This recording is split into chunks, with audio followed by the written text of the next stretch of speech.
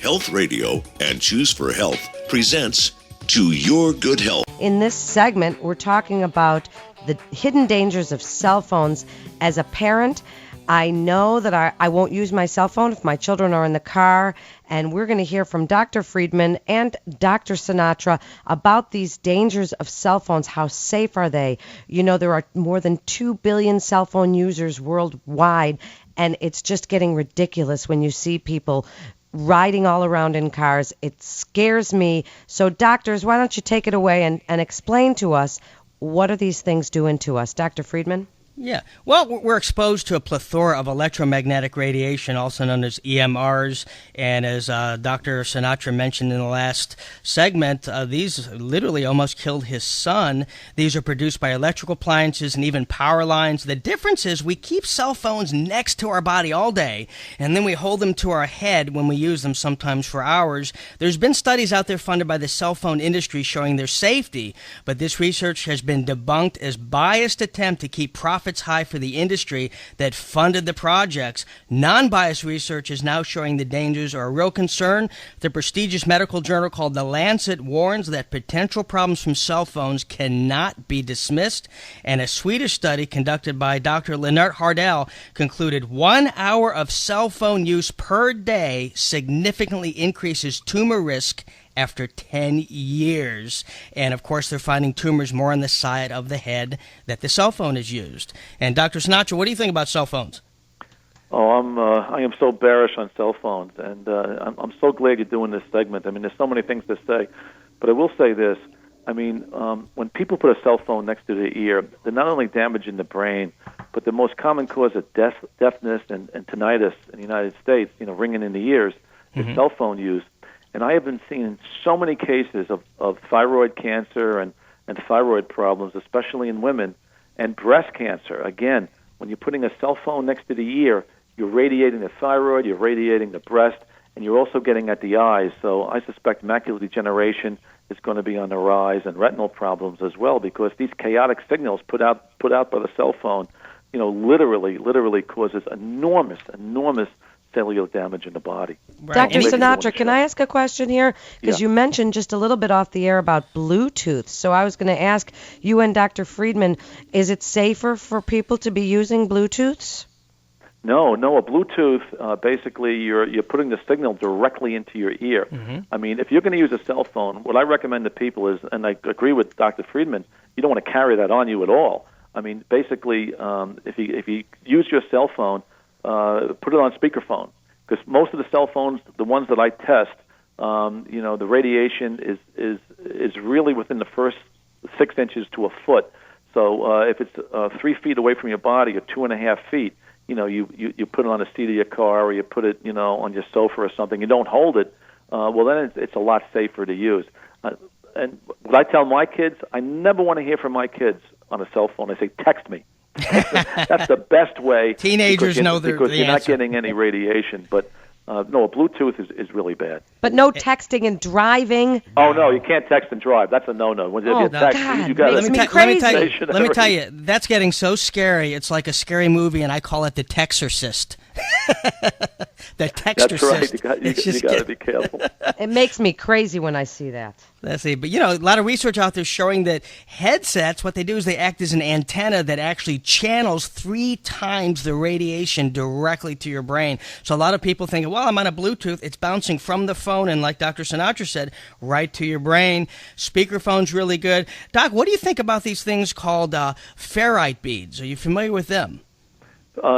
You mean the beads you put around your neck that deflect EMF?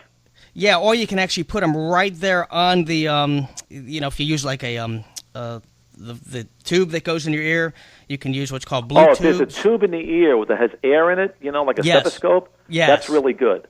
Those are good. If Those it's are a wire, called it's no Bluetooths. good. If it's a tube, that's good. So I like that. Right. The EMR resistance are called ferrite beads. They attach to the headset, and what they do is they minimize the exposure, and there's been a lot of studies on that. They're selling them out Radio Shack. Even cell phone providers have them, and that's another option. But the Bluetooth we're talking about is not the Bluetooth. It's actually a tube, like you mentioned, stethoscope that actually, it's a barrier from those EMFs that go to your brain. That's good. Anytime you have air inside a tube, that's what you want. Exactly. And you mentioned prior that the the wireless phones that you use as well in your house are Cordless worse. phones, yeah. Cordless. When I test those with an EMF detector, and remember, what we're measuring here is wireless. There's wired, like you mentioned before, like little motors or, like alarm clocks, things like that. That's getting zapped by wired. Now we're getting zapped by wireless, and the wireless put out these chaotic energies, and we've got to be really careful about these energies because, especially in the newborn and the youngborn, all this autism we're seeing today, and everybody's talking about vaccinations. That's true, but remember, when a young child or a newborn or an unborn gets near toxic EMF, it opens up the blood-brain barrier. So the blood-brain barrier is non-protective, and I believe that's one of the major reasons why we're seeing so many cases of autism and ADD and ADHD in our children. And a lot of people think cell phones are only harmful if you're using them. Well, I only talk maybe 5-10 minutes a day, but what they don't realize is when that cell phone's on and you're not using it, it's still transmitting frequency to notify the phone company that it's on. Then it's sending signals to the towers saying, find me, stay connected, stay connected. So if you have it in your shirt or your pant pocket or your belt, body tissues around the antenna on the phone, you're being bombarded with these frequencies. So as you mentioned, keep the phone away from you. Keep it on the passenger seat away from you. Don't put it next to your body, or put it in airplane mode if you don't need to use it. Or turn it off, airplane mode, because then you can still play with a little bit of it, but airplane mode, or turn it off if you don't need it as well. But a lot of people think, I'm not talking, I'm just keeping it by my belt. Well, that can be an issue as well.